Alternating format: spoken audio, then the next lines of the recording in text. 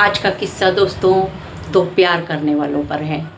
वो प्यार करने वाले इतने प्रेम से उन्होंने एक दूसरे से शादी की और अपना संसार बहुत अच्छे से सुख से समृद्धि से चला रहे थे। लेकिन उनके बीच में कहते हैं ना, अच्छा जब होने लगता है तो कांटे जरूर आते हैं, भगवान उसमें कांटे जरूर देता है और उन कांटों से अपने को लड़ना पड़ता है दोस्तों।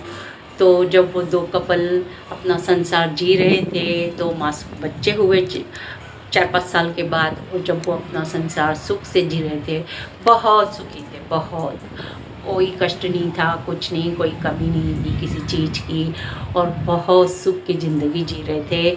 लेकिन जैसे ही छोटे भाई की शादी हुई और जो उसकी बीवी आई, उसने घर को तहस नहस तबाह कर दिया। और दोस्तों इतना ही नहीं, सब कुछ तबाह होने के बाद भी आज जब उनका कुछ भी नहीं रहा, क्योंकि उन्होंने उस कपल को ज़िंदगी ख़राब करी, तो दोस्तों उनकी भी ज़िंदगी ख़राब हो गई।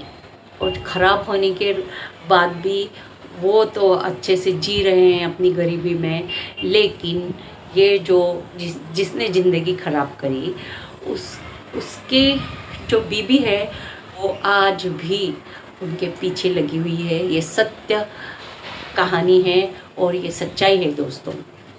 पता नहीं उनके मिस्टर तो शांत हो गए कि क्या है, मुझे इतना पता नहीं है, लेकिन हाँ, जिसके भी साथ मिलकर वो इन बच्चों का और उनका अपमान करती है, उस पर अटैक करती है, करवाती है, ये कितना बड़ा घिनौना पाप है दोस्तों। आप ही बताइए, क्या ये अच्छा है? किसी का साथ लेकर किसी को परेशान करना, अपने मतलब के लिए, अपने काम के लिए, अपनी ज़िंदगी चलाने के लिए तुम किसी को भी कुछ भी करेंगे। और अगर किसी का नाम भी लगाते हैं तो क्या तुम ना समझो?